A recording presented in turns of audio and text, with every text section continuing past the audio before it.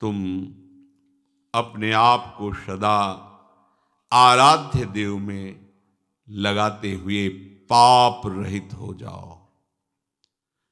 आराध्य देव में तो लगने की चेष्टा करते हैं, पर दूसरा शब्द जो है पाप रहित हो जाओ, उसमें हम ध्यान नहीं देते। पूज्य श्री राधा बाबा, आप तभी समझना कि आप आराध्य देव के भजन में प्रवेश पा गए हैं जब स्वप्न में भी आपको काम विकार न सताए।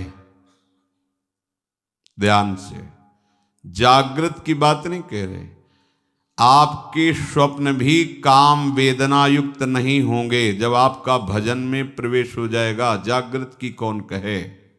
दूसरा, स्वप्न में भी कोई कितना सताए तो उस पर स्वप्न में भी क्रोध नहीं आएगा। तीसरा, बड़े से बड़ा प्रलोभन प्राप्त होने पर स्वप्न में भी तुम्हारा वैराग्य सुरक्षित रहेगा। स्वप्न में भी तुम किसी लोभ प्रवृत्ति से डिगोगे नहीं, तब जानना कि भजन में प्रवेश हुआ है। एक बार पूज्य श्री उड़िया बाबा जी ने स्वप्न देखा। एक दरवाजे पे गए, भिक्षाम देहि, बहुत सुंदर नवयुवती स्वर्ण आभूषणों से अलंकृत स्वर्ण की थाल लिए और उसमें बड़े रत्न आदि। बाबा पीछे हटे और कहा कि मुझे तो माधुकरी चाहिए, ये सब नहीं। हटने लगे तो देखा कई घरों से ऐसी सुंदरियां निकलकर आसपास से घेर लिए। बाबा भागे, आंख मूंद करके भागे, और जब बहुत दूर निकल गए तब आंख खुली उनकी, तो देखा ये तो स्वप्न था। तो शांति मिली कि चलो, स्वप्न में भी मन ने प्रतिग्रह स्वीकार नहीं किया, मन में कहीं किसी सुंदरी के प्रति आकर्षण नहीं हुआ। जो राधा बाबा कह रहे समझो, तब माना जाएगा कि आपका भजन में प्रवेश हुआ है, आप निष्पाप हो रहे हैं जब स्वप्न में भी आपको काम वेदना परास्त न करे। स्वप्न में भी आपको सताया जा रहा है पर क्रोध नहीं आया। स्वप्न में भी आपको संपत्ति दी जा रही पर आपको लोभ नहीं आया। तब माना जाएगा कि भजन में प्रवेश हुआ है। समझो भजन क्या चीज है। जीवन आपका प्रभु के लिए है, इसलिए आप आत्म प्रवंचना मत करो। श्री कृष्ण के सौंदर्य के आगे साफ धूल धूसरित है, इसलिए किसी भी स्त्री पुरुष के सौंदर्य की तरफ मत देखो। पूज्य श्री राधा बाबा के वचन। ये मलिनता की गंध भी तुम में न रह जाएगी, तब तुम श्री कृष्ण की रूप माधुरी का पान कर पाओगे। कोई आकर्षण न रहने पाए, इसलिए संभालो।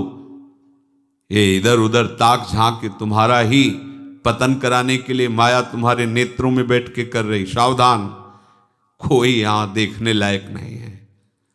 अगर देखने लायक है तो प्रभु है। जनक जी की वाटिका में पुष्प संचय करने के लिए, गुरु सेवा के लिए प्रभु श्री राम लखन जी गए हुए थे। उधर जानकी जी गई थी देवी आराधना के लिए, तो एक सखी पुष्प लेने गई थी। उसने जे भी प्रभु को देखा, ऐसी प्रेम दशा उत्पन्न हुई, अश्रु प्रवाह, विकलता। भाग के आई जानकी जी और सखी, क्या हुआ तेरे को? पशु कहती देखने योग्य है, देखा है, देखने योग्य है। बस और कुछ नहीं बोल पा रही थी। कौन है? जानकी जी की सहेली महामहिम, वो विकल है, हम तुम तो जीव हैं। वो क्या कह रही? देखा है, देखने योग्य है, देखने योग्य। जानकी जी ने कहा क्या देखा है? तो कहती देखने योग्य। ओ अश्रु प्रवाह, चलो देखते हैं क्या है।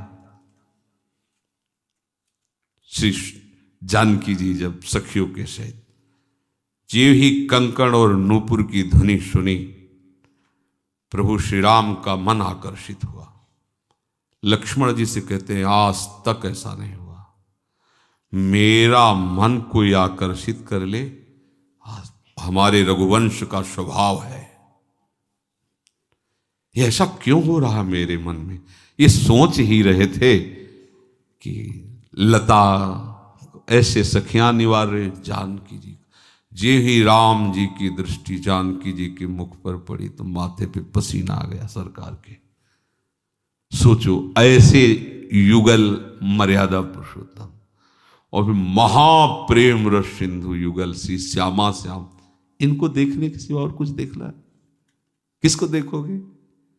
कोई देखने लायक है? अरे होश में रहो, समय बर्बाद मत करो।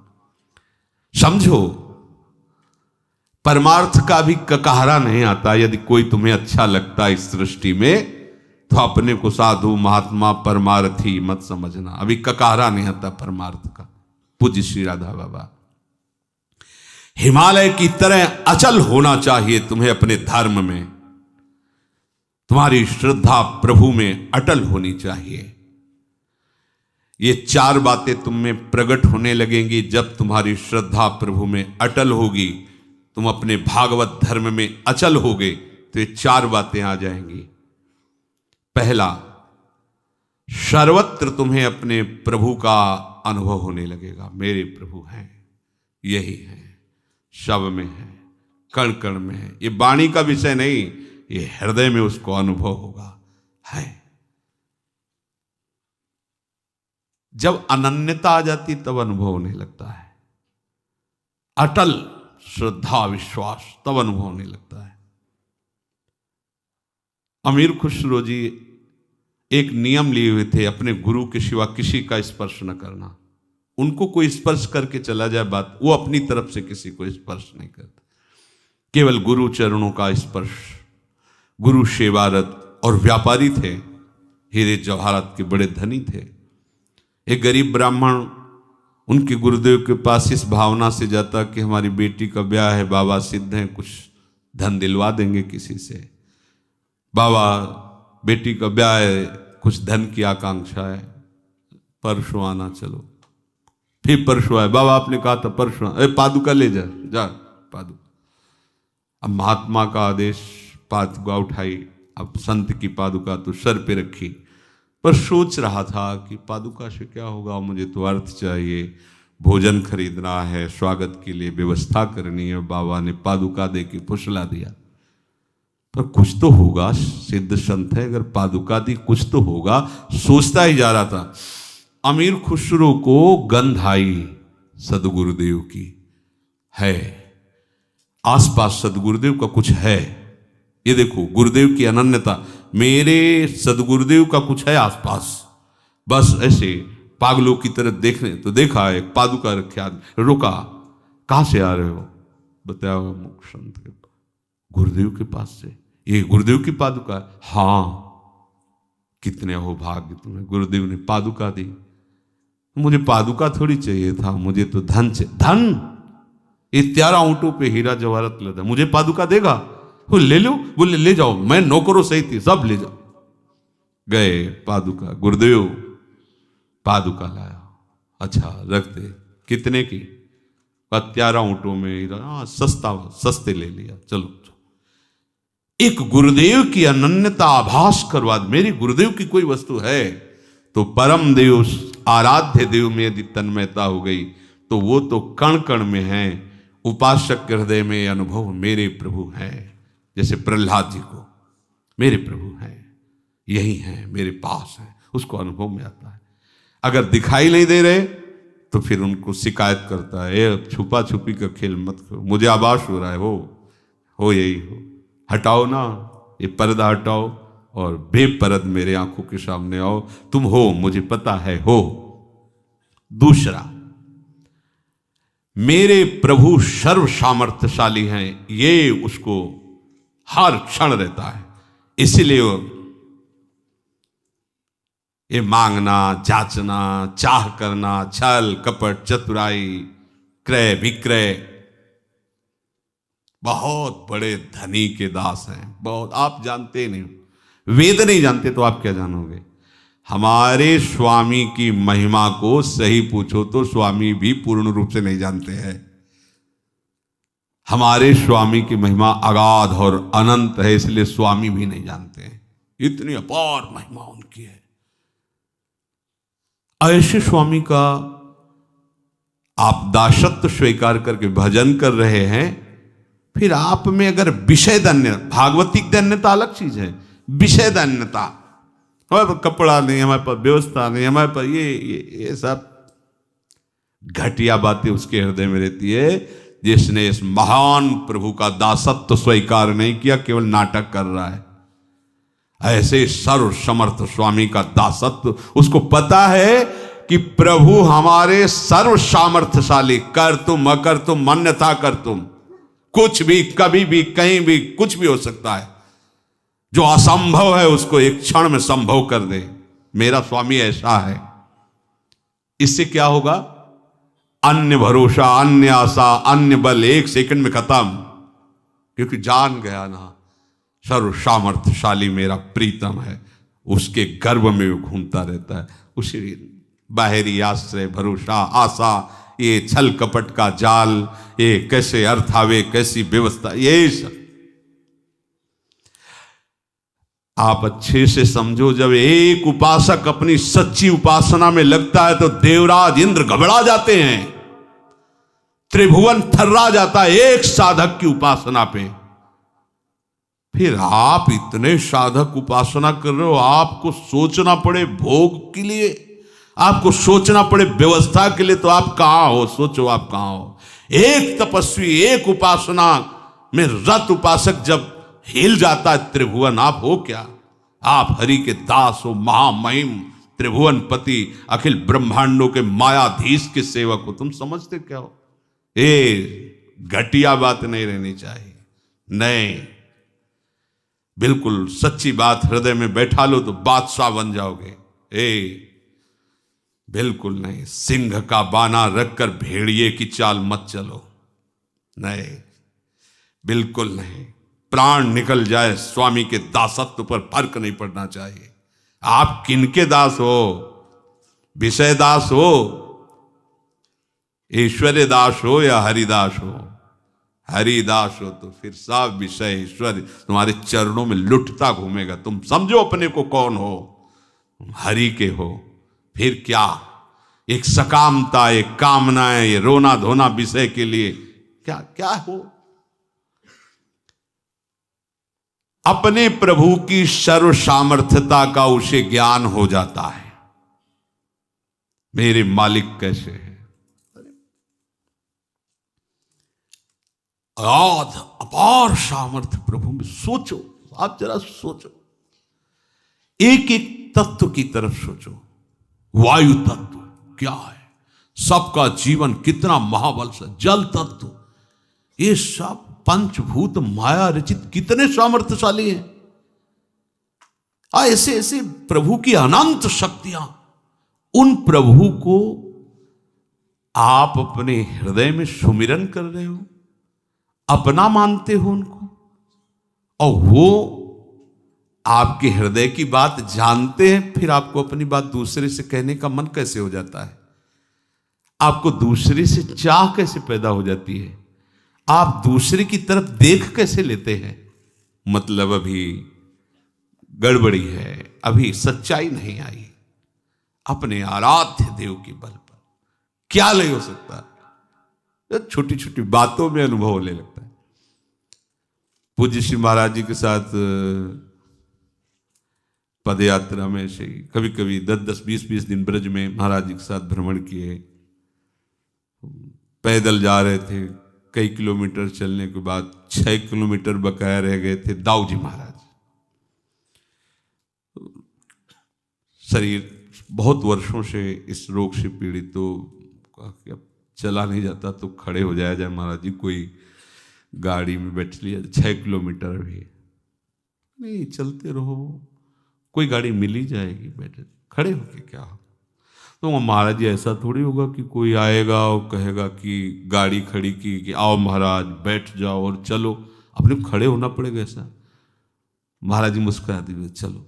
आपसे सत्य कहते 2-4 मिनट हुए थे कि एक कार वाला आया, बगल शीशा हटा, कहाँ जा रहे हो महाराज? दाऊ जी, हाँ वहीं चल रहे, दरवाजा खुला, आओ बैठ जाओ। चल महाराज जी हमारी तरफ देखे, मान गए महाराज जी। ये बिल्कुल एक छोटी सी बात है, एक छोटी सी बात। हमारा प्रभु सर्वज्ञ सर्वशक्तिमान, वो कैसी बात कर, भक्त चाहे और स्वामी कैसी बात कर। अरे वो ऐसे दुलार करते, अनंत माताओं को वात्सल्य लिए। आप अपने स्वामी की सिवा किसी की तरफ मत देखें। किसी की चाह, किसी का आस, किसी का बल, किसी का भरोसा आपने कलंक लगा दिया शरणागति में, बिल्कुल नहीं होना चाहिए। तीसरा, सर्वज्ञता। मेरे आराध्य देव सर्वज्ञ हैं। कहां कब क्या हो चुका है, कहां कब क्या हो रहा है, कहां कब क्या होगा, तीनों ज्ञान हर समय प्रभु के सामने रहते हैं, हर समय। ऐसे सर्वज्ञ हमारे स्वामी हैं।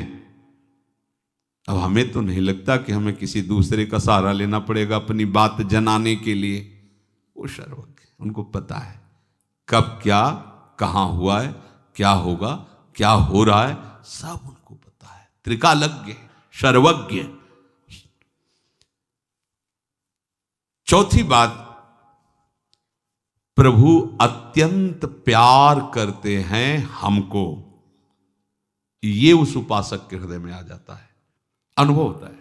ये बात करने के बाद हमको प्रियाजू कितना प्यार करते हो, अनुभव होता है। एक एक वृत्ति अनुभव में, ये प्रियाजू के, ये देखो प्रियाजू ने बुलवाया, ये प्रियाजू ने ऐसा, वो एक एक वृत्ति। अब चित्त की वृत्ति अगर एक भी उदय हुई, वो प्रियाजू से ही उदय होगी, अहंकार से नहीं, प्रकृति माया से नहीं। वो प्रिया, क्योंकि प्रियाजू की शरणागत है। प्रभु के प्रति जहां ये भाव आया कि प्रभु मुझे बहुत प्यार करते हैं, अब वो निर्भय हो गया, काल से भी नहीं डर सकता। ये बात, ये चार बातें अचल श्रद्धा और विश्वास करने वाले उपासक के हृदय में आ जाती हैं। मेरे प्रभु हैं, अनुभव होने लगता है आसपास कण कण में। मेरे प्रभु सर्व सामर्थ्यशाली हैं, मेरे प्रभु सर्वज्ञ हैं, कब कहां कैसे क्या हुआ है, होगा, ये सब उनको पता है।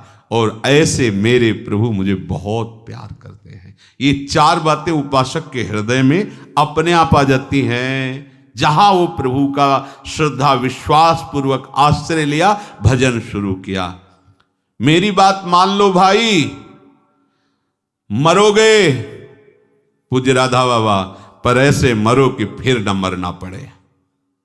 बाबा कह रहे ऐसे मरो कि फिर न मरना पड़े।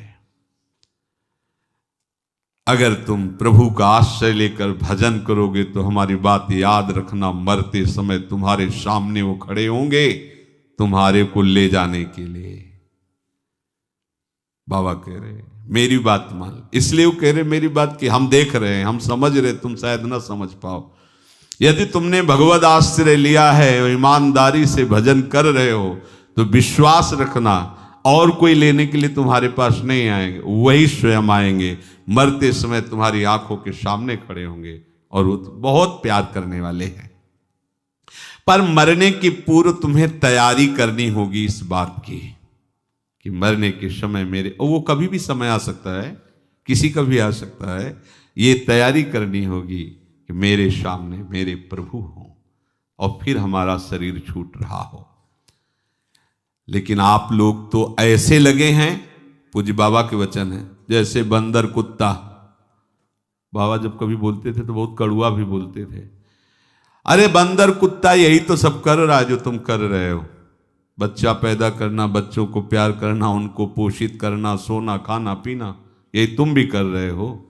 संसार के पीछे जी रहे हो, संसार के पीछे भाग रहे हो, संसार के पीछे मर रहे हो। तुम मरते समय संसार ही तो आएगा। अगर प्रभु के लिए जियो, प्रभु के पीछे भागो, प्रभु के चिंतन में रहो, तो प्रभु अंतिम समय आ जाएंगे तुमको लेने के लिए। अगर हम किसी को ऐसा कहते तो हमारी तरफ ऐसा देखता है मानो फुसकार से हमें भस्म कर देगा। पूज्य राधा बाबा, जब हम किसी को कहते हैं ऐसा तो हमारी तरफ ऐसा दिखता है मानो भस्म कर देगा। अरे सावधान हो जाओ, अभी तुम्हें हमारी बात क्रोध दिला रही होगी, आग लगा रही होगी, पर हम जो बात कह रहे हैं वो तुम्हें शीतल बनाने वाली कह रहे हैं कि भूल मत करो।